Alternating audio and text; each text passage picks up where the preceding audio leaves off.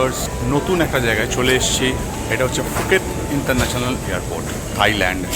কলকাতা থেকে direct ইন্ডিগোর flight ধরে Phuket এয়ারপোর্টে এসেছি। এখন বাজে মোটামুটি 12:30 দুপুর। খুব ভালো লাগছে অনেকদিন বাদে একটা ইন্টারন্যাশনাল ট্রিপ করে, এবং প্রায় 10 থেকে 11 দিনের আমাদের ট্রিপ। অনেকগুলো ভালো ভালো জায়গায় ঘুরবো। ইমিগ্রেশন কমপ্লিট হয়ে গেছে, ব্যাগেজ ক্লেম কমপ্লিট হয়ে গেছে।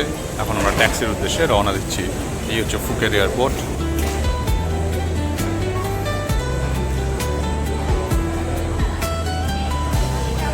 দাঁড়িয়ে আছি ফুকেট এয়ারপোর্টের সামনে।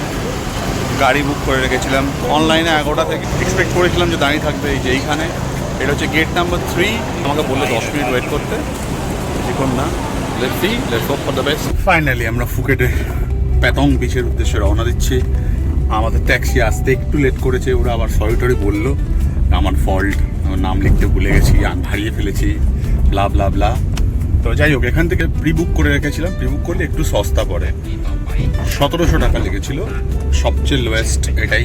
এর থেকে সস্তা আমি আর পাইনি, কারণ এখান থেকে মেন যে ফুকেটের প্যাথং বিচ অনেক দূর। আস্তে আস্তে ফুকেটের মেন সিটির দিকে আমরা এগিয়ে চলেছি। দেখা হচ্ছে প্যাথং বিচে।